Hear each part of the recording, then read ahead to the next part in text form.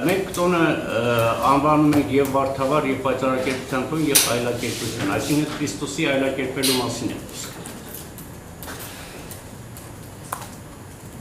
Այդ տոնի մեջ մենք տեսնում ենք ապագա հավիտենական կյանքի խորհուրդը, ինչպես մարդը պետք է ներկայանա Աստծուն, որը իհարկե շլացուցիչ լույսով կերևա մարդուն, սա այդ խորհուրդն ունի։ Մենք առաջներդին դա ենք նշում։ Իսկ վարդավառ ասելով, եթե նկատի ունեք ջուրը իրար վրա շփելը, դա հին ժողովրդական սովորություն է, որը ունի մի քանի նախապատմություն։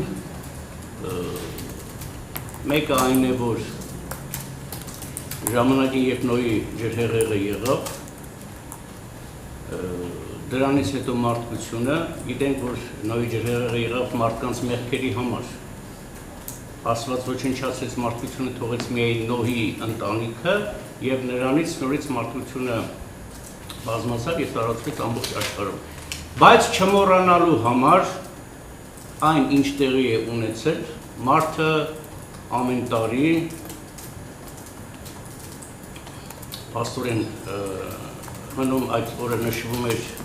հայկական տոմարի նավասարդ ամսի մեկին ամեն տարի ամռանը հայ մարդը բնականաբար իրեն ջրելով,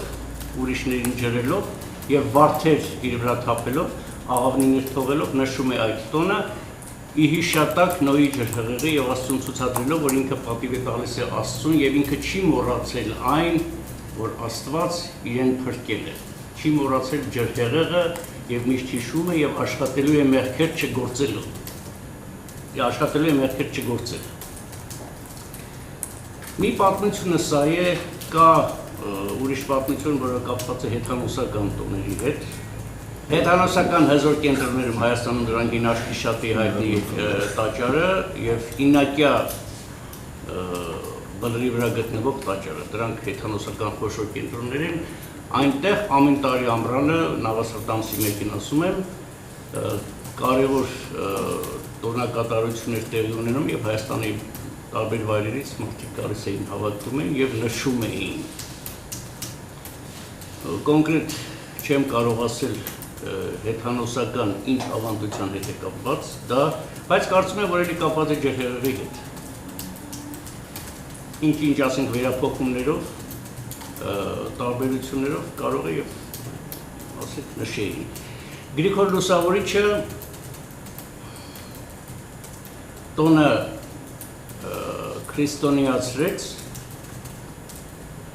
մենք այն ժամանակներից, լուսավորչի ժամանակներից, այսինքն 4-րդ դարի սկզբերից, նշում ենք փաստորեն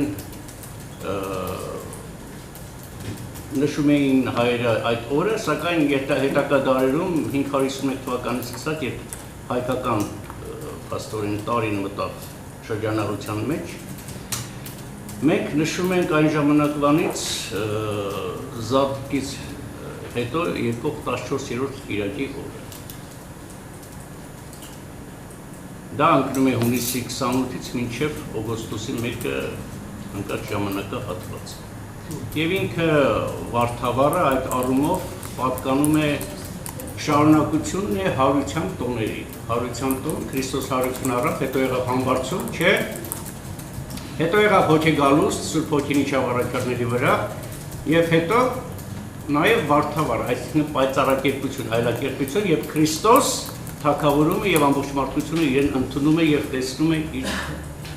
պատկերով Աստվածային։ Հայ եկեղեցին ունի 5 կարևոր տաղավարած տոներ, որոնցից մեկը պայծառակերպությունն է, վարդավառը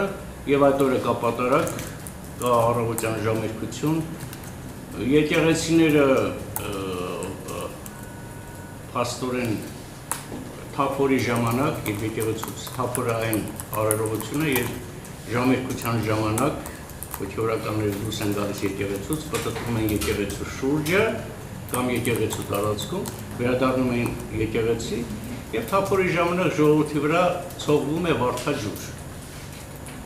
Վարդը դա Քրիստոսի խորհուրդն է, այդ նորից նաեւ պայծառակերպության հետ կապված, վարդը քանի դեռ կոկոնե չի երևում իր ամբողջ պայծառությունը, գեղեցկությունը։ Այդպես էլ Քրիստոսը իր աշակերտների մեջ երբ դեռ չէր երևացել իր աստվածային փառքը։ Ինքը երևում էր ինչպես մարդ։ Բայց երբ վարդը բացվում է, վարդը երևում է իր ամբողջ գեղեցկության ֆոտով, եւ ահա այդ ժամանակ մենք տեսնում ենք վարդի իսկական էությունը։ Եվ բացի այդ վարդը ունի փշեր, որը խորհրդանշում է այն, որ Քրիստոսի ճանապարհը շատ փշոտ էր եւ միայն չարչարանքների միջոցով, խաչելության միջոցով ինքը գնաց դեպի վերադարձավ իր աստվածային փառքը եւ մարդկությանը տարավ իր հետևից։